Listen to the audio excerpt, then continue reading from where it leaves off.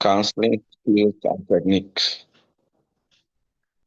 In our last class, we started by looking at the arts of Christian counseling.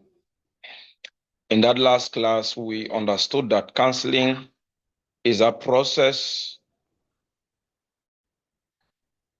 whereby a counselor engages the counselee in a talking process and talks the counselee or the client through his or her problem,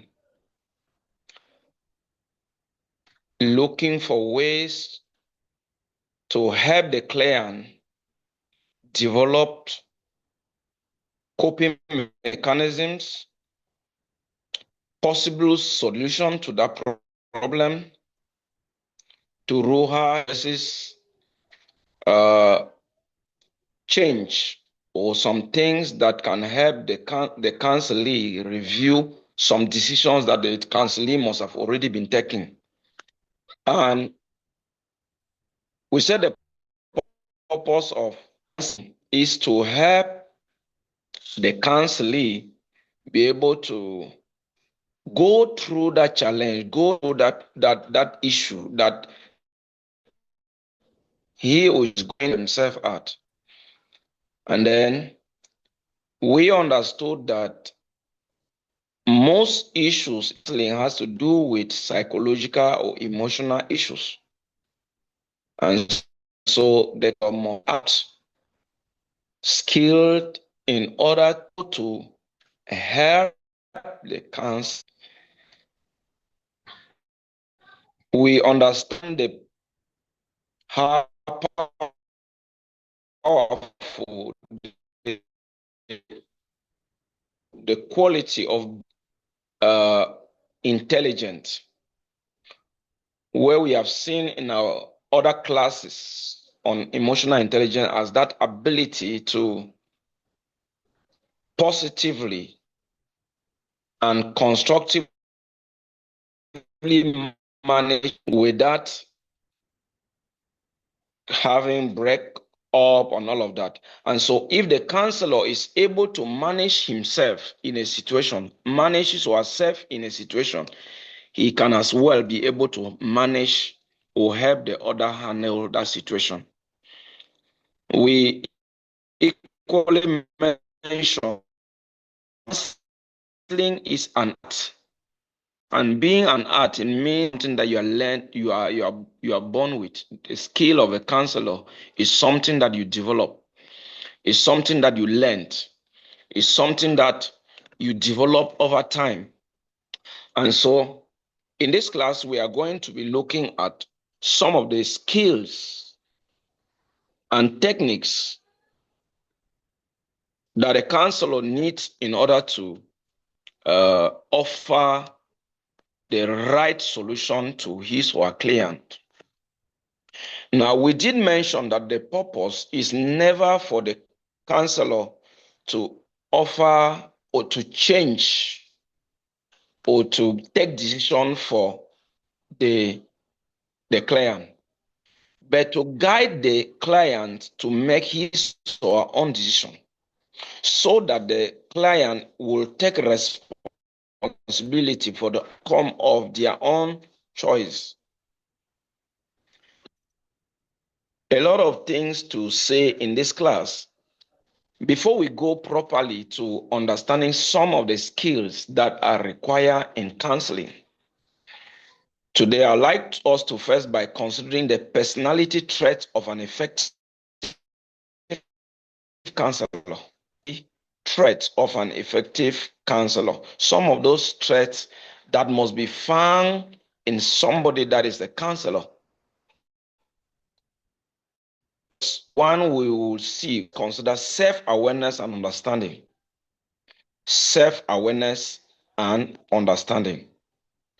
Self-awareness is the ability to look within and identify your own unmet psychological needs and desires, such as a need for intimacy or the desire to be professionally competent.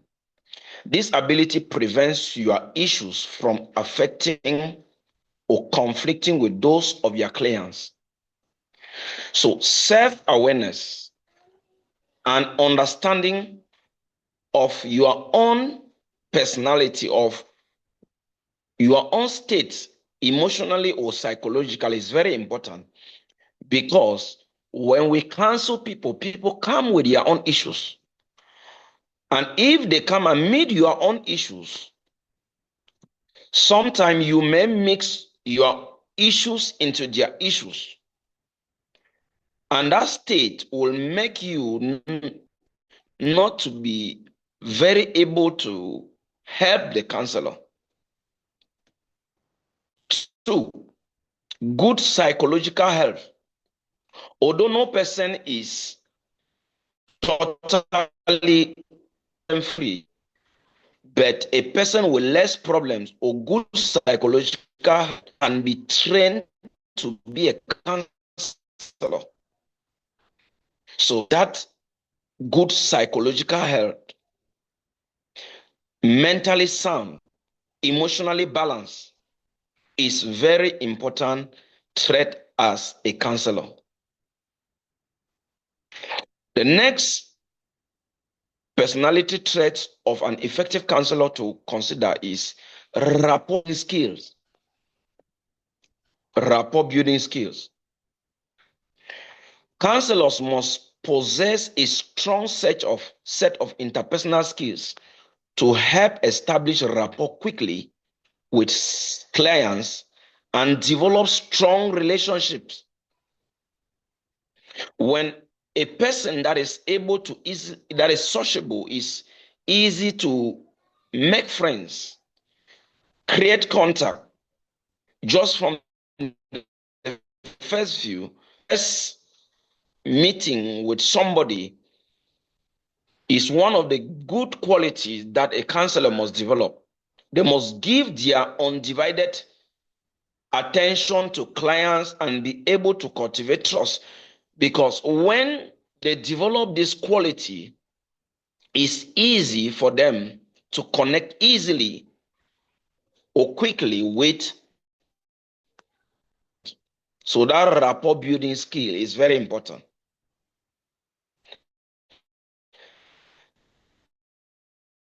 The next point is mindedness. A person who is free from fixed or preoccupied ideas. You are so stereotyped and fixed to some particular idea, it will be a hindrance for you as a counselor. Now, open-mindedness means that you are aware of your own values and beliefs and are able to distinguish them from the beliefs and values of others. And so this is very key as a counselor. Trustworthiness is the next personality trait of an effective counselor we must consider. A person who is reliable, honest, and does not hurt other persons. He or she keeps the information to herself. A person who is able to keep secrets. A person who is able to maintain that sense of confidentiality can be some of the good quality of a counselor. Approachability is the next one to consider. Approachability. The counselor who is friendly, has positive attitude about others, and can be approached with a feeling of apprehension. People can easily approach that person who is friendly with some positive attitude about others. People easily approach that person with a feeling of being felt understood. So that is very important quality as a counselor. And so I would like to summarize, because there can be a lot of qualities of a good counselor. But I would like to summarize some of these qualities using the acronym counselor. Counselor. Beside the 6 points that I've mentioned, Let's use this acronym counselor to see those qualities of a good counselor. C, confidentiality maintenance. Now, I've mentioned that in trustworthiness. Trustworthiness, a person who is reliable, a person who people can depend on, but most importantly, in the sense of being able to keep secrets, so that the things that are discussed on the counseling table remain on the counseling table or counseling room, such that so that whatever is being said should not be heard somewhere else. Because most often what people have confided to you, when they hear them from a third party, it can break them.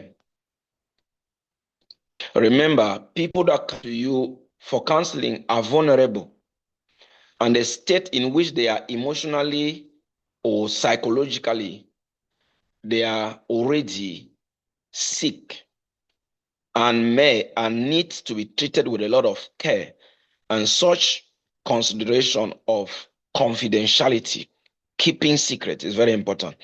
Point number 2, for which is O from counselor, from the acronym of counselor, is observant. A good counselor must be able to observe not just what the counselor is saying, the counselee is saying. Be observant, being able to observe, because from your observation, you will be able to pick some things that is not being said. Sometimes people will come, they are like in testing waters. They put the first leg and they may not want to put the second leg because they are stepping into deep waters, as it may be. And so what they are trying to do, they want to know if you and so in that state, they are reserved. Even though they are on the counseling table, they are not ready to pour themselves out. So that aspect of being observant will make you things. And then, as we will be seeing subsequently, the questions that you give or you offer, they come from your observation. Some questions that are rhetoric, some questions that will push the person to really say never comes to do that by being observant to understand that there's something this person is hiding here around this stage of the conversation. The next point is you, which is unbiased. Being unbiased is one of the very good quality of a counselor. Being unbiased, not taking sides, but trying as much as possible to remain independent, as a counselor. Excuse me, somebody is trying to call me. Let me stop that call. Okay. Sorry for that. The next after you, is N. Non-judgmental. Non-judgmental. Being non-judgmental of the great quality of a counselor. As a counselor, your role is to assess, explore what is being said, and then judging the issue and not the person. If you are judgmental, you will not be a good counselor, because from what the person will say, it will be difficult for you to separate the issues from the person, from that person before you, from the counselee as a person. Okay. People are not their issues. People are not what they are going through. Remember, even as Christians, God loves sinners. Even though he hates sin, he loves sinners. So being able to separate the counselee from the issue at hand is that quality of being non-judgmental.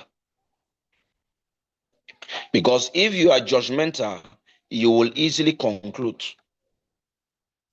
If you are judgmental, you will even easily take sides, which goes back equally to the quality, that other quality of being unbiased. The next point is S. The next quality, S, is the quality of being sensitive to the needs of the patient. You have to be very sensitive to the needs of the patient. The issue at hand, what a person is going through. If you are not sensitive, you will not easily relate with that issue and be able to offer the solution that the person needs. And that takes us to the next quality of, which is the letter E, empathetic. Empathy. The ability to put yourself in the situation of your counseling. The ability to put yourself in the person's situation before you, what the person is going through, what the person is facing, is a great quality as a counselor. Remember, as I always say, people don't care what you know until they know how much you care. People don't care how much you know until they know how much you care. They don't care what you know. No matter what you know, people are more free, more touched by the care and concern you offer them. And that's the quality of empathy. The next quality is L. Listen carefully. Listens carefully. That's a quality of a good counselor. The counselor listens carefully. The next quality is open-minded. O.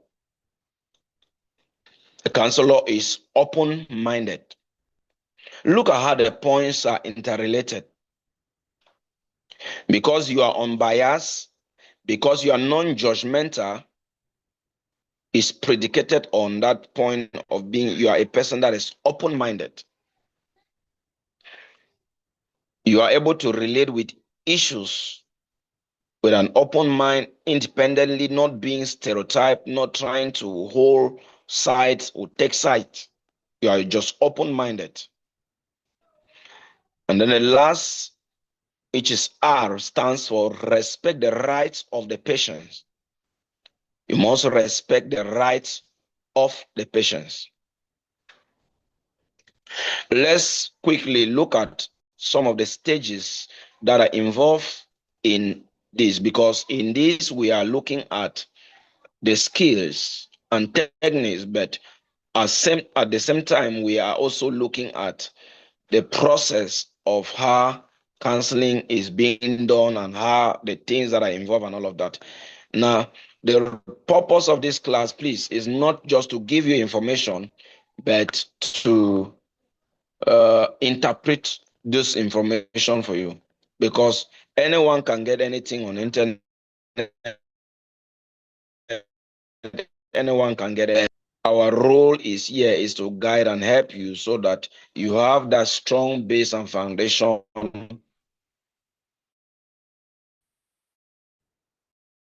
for. And so that one is introduce yourself. Introduce yourself. And then you listen attentively with empathy, genuineness, and warmth that will enhance that relationship. Now, on this first stage, which is the stage of relationship building, of rapport building, always address the person by his or her name appropriately. Make as most as possible not to lose respect. Just because somebody is going through an issue does not mean you should demean the person. The way you address the person, your attitude, and all of that is important, because it will help to build the morale of the person. Most often, the people that come before you for counseling, they are already in a state of low self-esteem. Situation has made them to think like they no more have value for themselves. They feel like they don't really matter. They feel like the whole world is against them.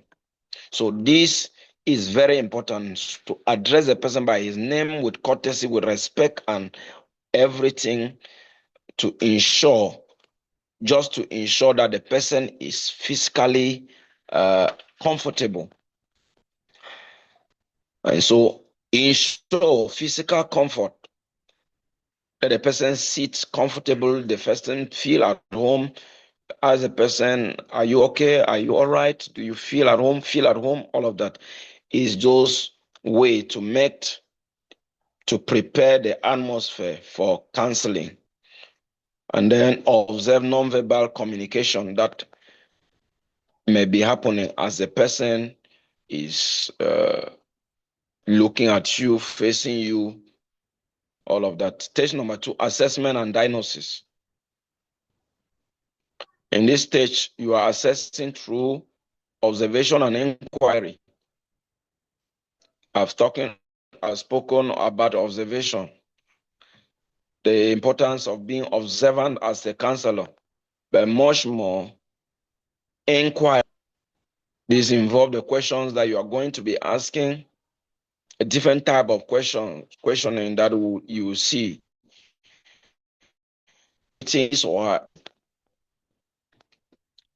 Okay. In the assessment of and diagnosis, you should associate facts and make hypotheses. Present some ideas and principles as a skilled counselor from what you've learned from that issue or that thing the person is going through. Stage number, formulation of counseling goals. Formulation of counseling goals. In this stage, there are 5 categories of counseling goals. Goal number 1 will be to change an unwanted or unwelcome behavior through the second stage, where you have explored the issue and together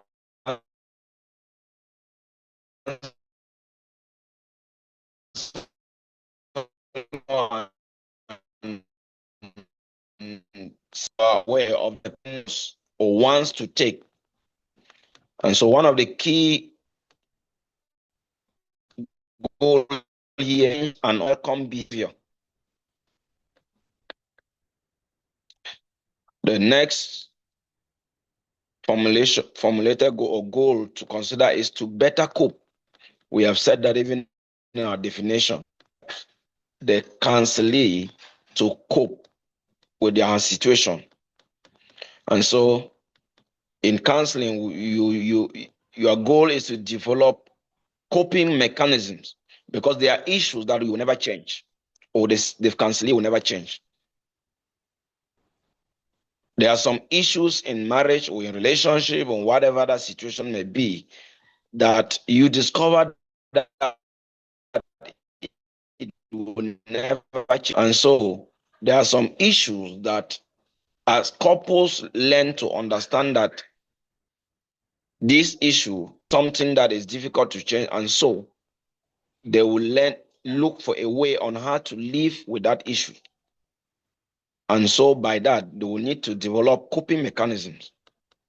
The next goal is to make and implement decisions. And remember, we have said it is not in the place of the counselor to make decisions for the counselee. You can only guide the counselee to make his or her decision. You cannot change the counselee, but you can enhance change. And that is the goal.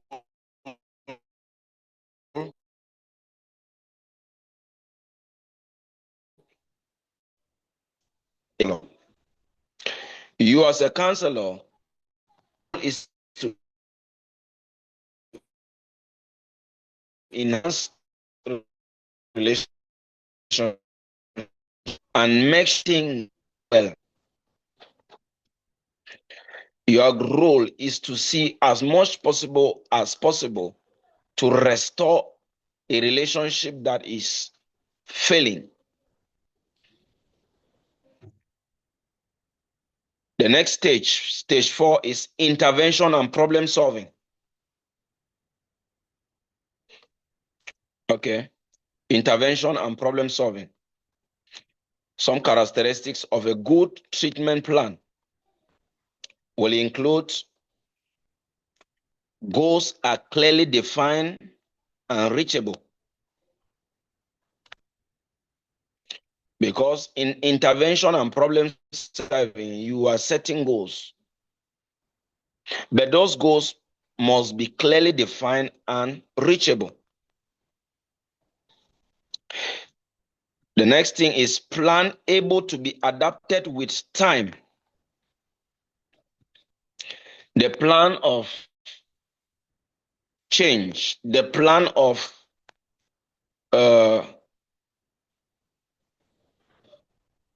the person making adjustments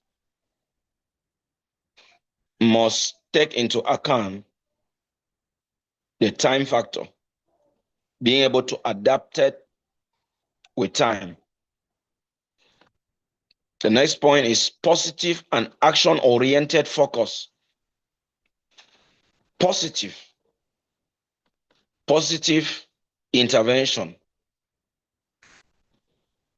and an action-oriented focus, something that will require a direct action.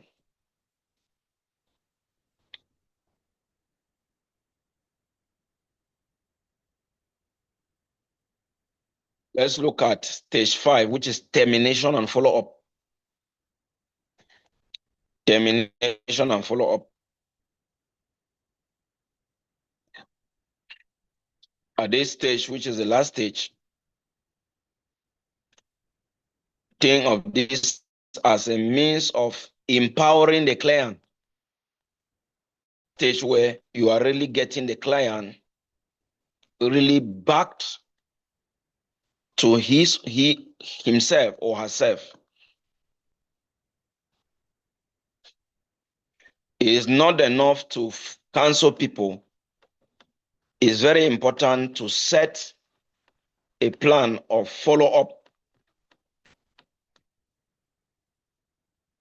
A follow-up. Termination considered not just an end of successful relationship, but also seems kind of being. Now, in the course of counseling, you may realize that the counseling is not helping anything. So part of relation and follow-up may require maybe referral referring. Not that you have not done any great job or do something important or substantial, but from the work you have done, you assess that the person may still need some follow-up. It may be spiritual follow-up, it may be medical follow-up, to make sure that the person is well counseling. So in conclusion on this first part, we understand that effective counseling reduces confusions.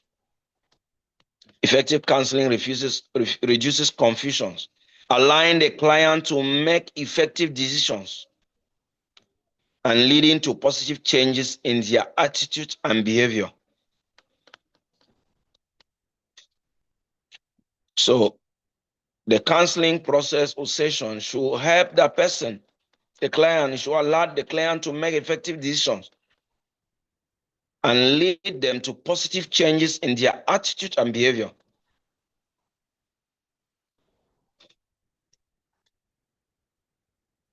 Now, just so much for us to talk about.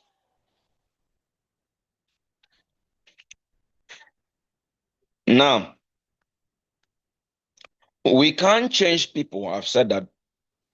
However, we can be helpful in encouraging our clients to move towards change. It will appear that clients are more likely to achieve their goals when there is a healthy and trusting relationship that exists between the clients and their therapists. So naturally, the way in which the counselor engages the client can be a very effective tool in the helping relationship. So today, we will talk about 9 most basic counseling skills. What we have just from seeing were qualities. There may be some overlapping of qualities with skills. We have looked at personality traits that can make an effective counselor. But here we are going to consider 9 basic counseling skills. Number 1, active listening. Active listening. Think about who you feel most, think about the people you feel most heard and understood by. You value those people. You are ready to pour yourself to those people. You can easily open up to those people. The people you think that they understand you and they give greater attention to each time you want to relate an issue or talk to them. Generally, the reason we feel as though they are listening has a lot to do with their body language. The reason why you feel being heard or understood when you talk or communicate with somebody, that reason is because of their body language or posture towards us. In counseling, this is called attending. Attending. Attending just means yourself to the patient in a way that lets the patient know you are aware of them, that you have their full undivided attention, and that you care about what they have to say, and in general, who they are as a person. That is attending. It's positioning yourself to the patient in a way that lets the patient know you are aware of them or you are with them, that you have their full attention, full undivided attention, and that you care about what they have to say and in general who they are as a person. It comes back again what I said. People don't care about what you know until they know how much you care. So your gestures of body language is very important. And this is what is called active listening in communication. Now, communication is both verbal and non-verbal. Non-verbal is the body language, is the gestures. And so there are some important things to be aware of to make sure that you are attending. Remember what we have said, attending is positioning yourself before the counselee, your client, in a way that makes them feel you are with them, you are aware of them, you have their full and undivided attention to what they have to say in general and who they are as a person. So these are some important things to be aware of to make sure you are attending.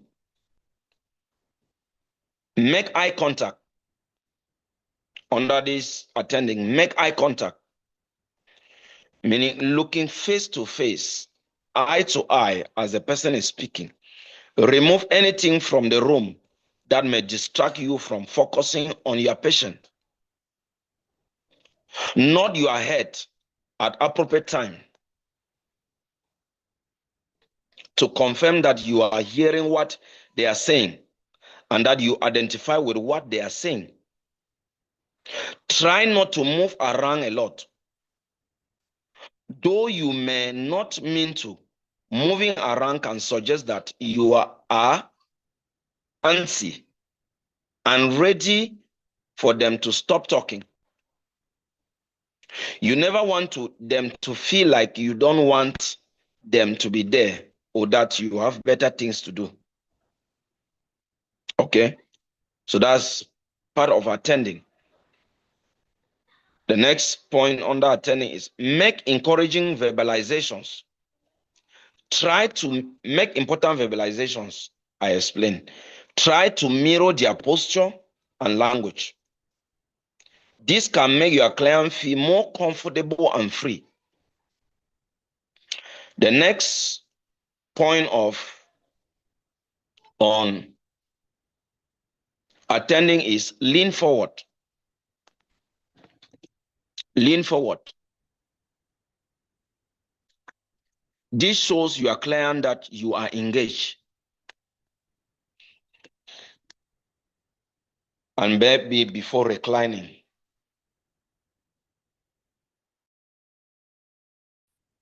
This of body language that may depend on that specific patient. Researchers suggest that 80% of communication actually takes place non-verbally.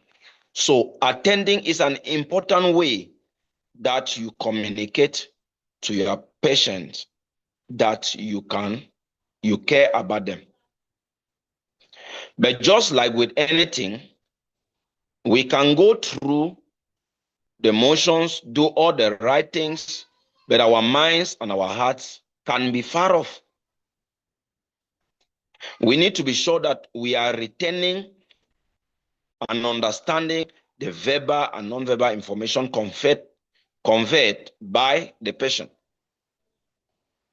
This is called observing or actually listening.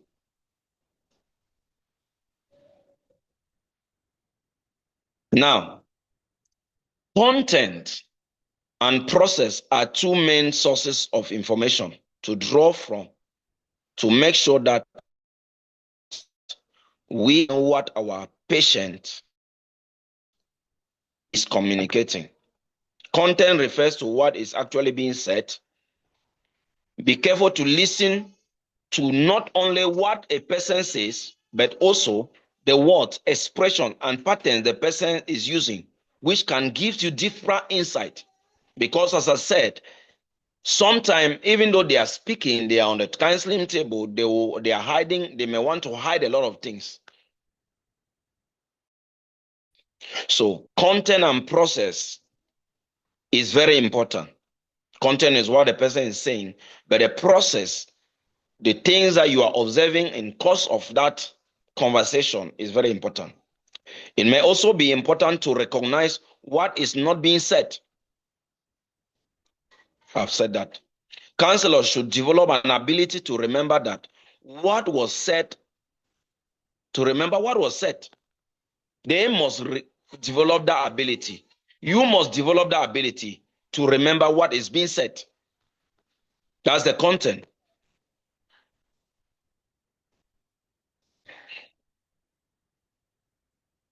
Counselors should develop that ability to remember what is being said and to clarify with the patient what was communicated. Now, talking about the process. Process refers to all non-verbal communication, that's what I've said, including how the content is being presented. You don't just want to be conscious of your non-verbal communication. An important part of listening is being aware of the patients as well. This can include recurrent themes, body languages, interactions. So all of these are very with your child.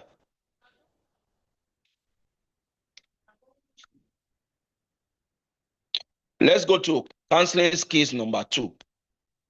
We are just on seeing active listening. Remember, I said many of the counseling skills that we are seeing and considering will overlap with the qualities that I've already presented, or the personality traits that we have already seen. Counseling skill number 2, empathy. Empathy does not mean that you have to identify with the patient or share similar experiences. No. You may not actually know how they feel, but it is important to develop the ability to discern another's experience and communicate that perception back to clarify what they have said. And so we said empathy is the ability to put yourself in that person's situation. And that is just to make the person feel like, I understand what you are going through. And you know the scripture in Hebrews, I think it's Hebrews chapter 4. It says that, verse 13, Christ was like us in the flesh, being tempted, a man of infirmities, yet without sin, he was being tempted. He went through all that we go through. He said, therefore, he is able to succor with the feeling of our infirmities. People can connect and identify with you easily when they know you understand what they are going through. This is why people who have gone through a particular situation, when they have healed, they are most often the most liable or qualified people to handle such kind of people with the same situation. People that have gone through trauma, people that have gone through divorce are able to best understand people that are going through divorce issues.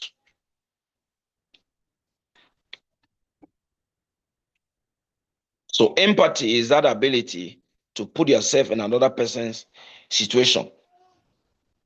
Now, even in scripture, when we consider the fact or the gifts of healing, the ministry of healing, it is predicated upon one factor: compassion. Scripture repeatedly says Jesus Christ was moved with compassion and went on to heal the sick, to heal them because of compassion. And so empathy is developed from that quality of compassion. When you are compassionate, it's easily to identify with what people are going through. So the main skill involved in communicating empathy are non-verbal and verbal attending, paraphrasing what the patient has communicated. Maybe what the person has communicated or is communicating is saying, you paraphrase the person's word, what the person is relating, you paraphrase it. It shows the person that he is really being heard or understood. Reflecting on how the patient feels is that quality of empathy. Reflecting as the person is talking, you are trying to reflect on how the person is feeling. Reflecting on implied messages. Let's look at some of the points under this. Reviewing of attending. Attending involves our conduct, which communicates to the patient that we are paying full attention to what they are saying in a caring and helpful way.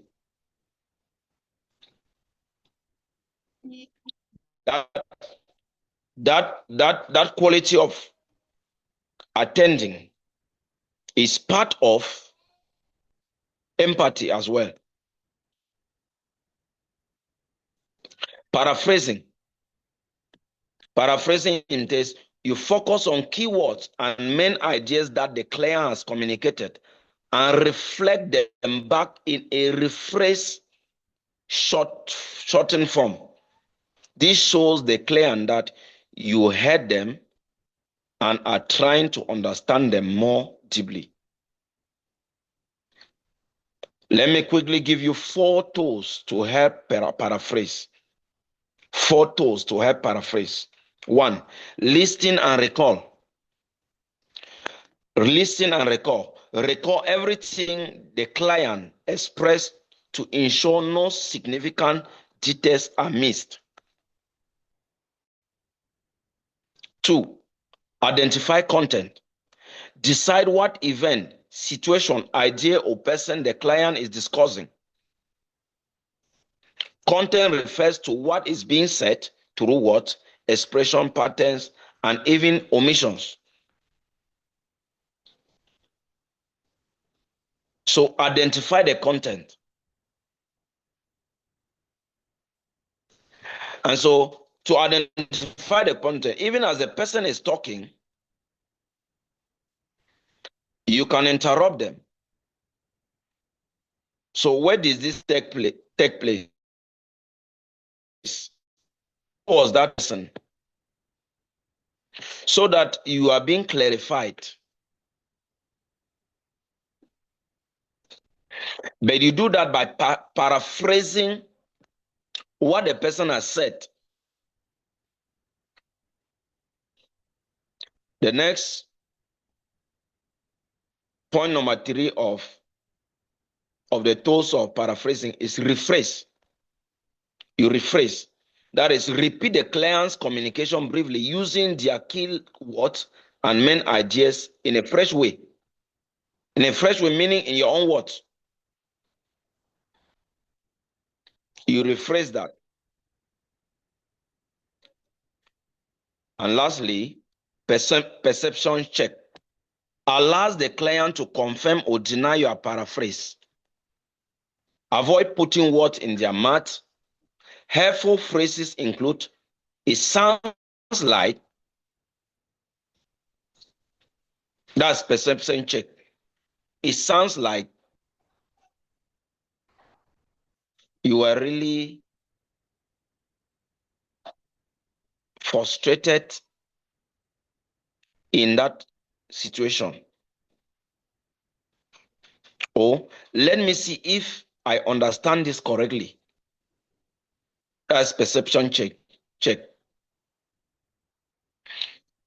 Perception check is also like, do you mean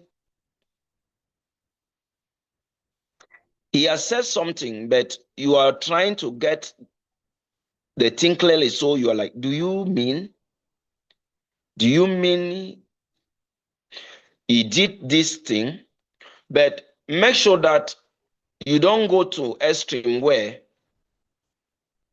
in that your perception check, if the person feels if you are too shocked by what you are hearing. Okay. Because whatever you hear, another way to bring the person to calm his or herself down is making the person understand that it is normal. You are not the first person to go through this.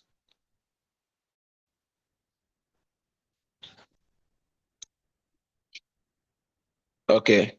So we were talking about paraphrasing, key points under empathy and attending.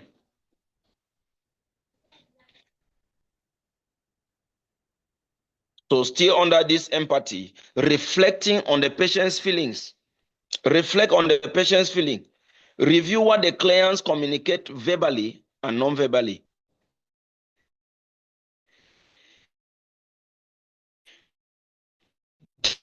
Did you watch carefully the same or similar word the client used? And avoid using any words that will make them break down emotionally. Remember that the client's feelings are real, and wrong word choice of words can harm the process. Counseling skills number 3. Genuineness. Genuineness. Be honest. Be yourself.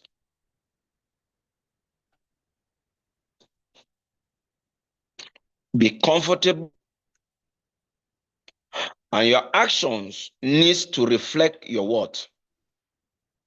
Even if you say all the right things to help someone or discomfort when talk about private or intimate issues can hinder the growth process. Show a sense of sincerity in the treatment with the person.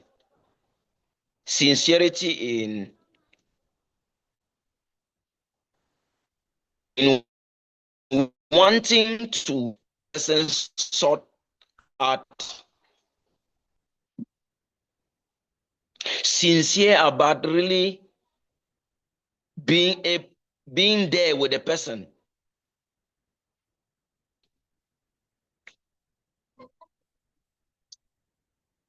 You know, another way of looking at the word genuineness is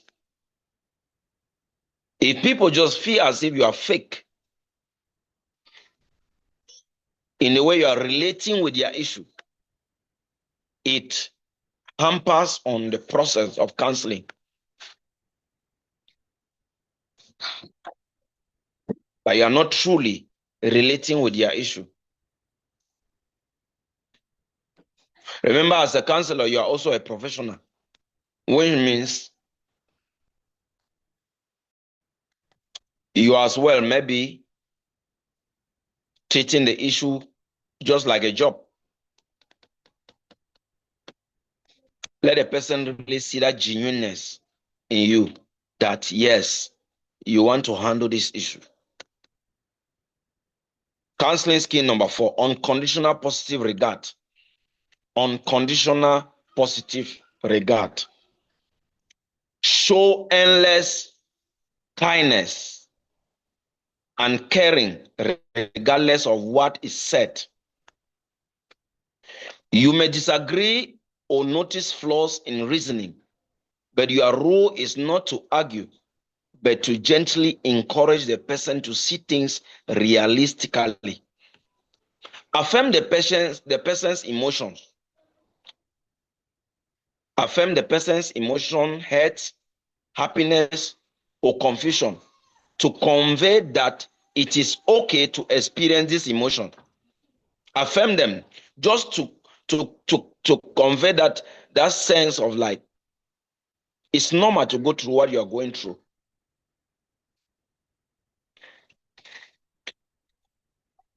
But there is still hope. It's not lost.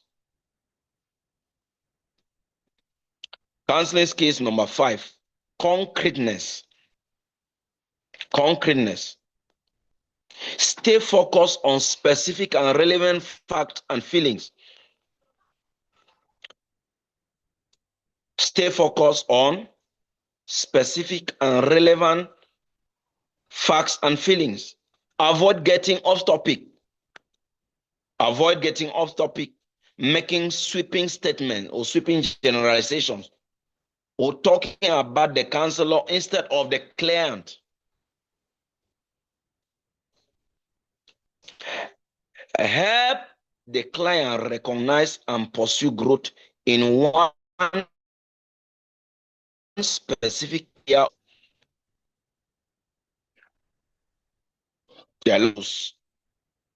But in being concrete, you focus on one thing that will enhance change. Focus on that will enhance personal development. That will make the person gain back themselves. And so help the client recognize and pursue growth in one specific area. Reiterate the goal to the client as well as the intent and structure of that session. Present propositions to help the client clarify facts, terms, feeling, and goals, similar to a perception check. You remember what I talk about perception check? In perception check, I say you allow the client to confirm or deny your paraphrase, avoiding putting words in their mouth. And so in that perception check, you are like, it sounds like, let me see if I understand this correctly.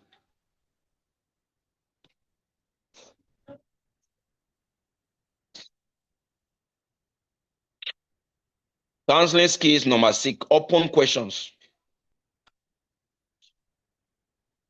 Open questions. Use open-ended questions to help the client clarify or explore thoughts and feelings. And open-ended questions are questions that helps to provoke the continuity of the conversation. Don't say, were you sad? The person will say yes. Say, how did you really feel at that moment? It will get the person to explain deep.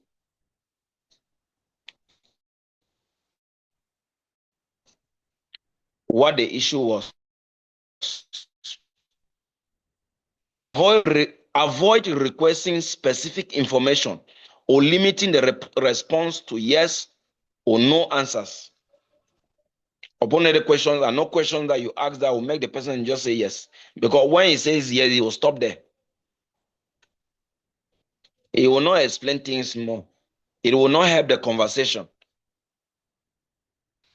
Remember, most often, even they are coming to the counseling table, they don't even want to talk. But your point is to get them to talk. The goal is to guide deep explorative thoughts and not to interrogate the client.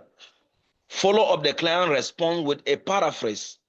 If it encourages further sharing, ask questions intentionally and purposely to help the client walk through issues.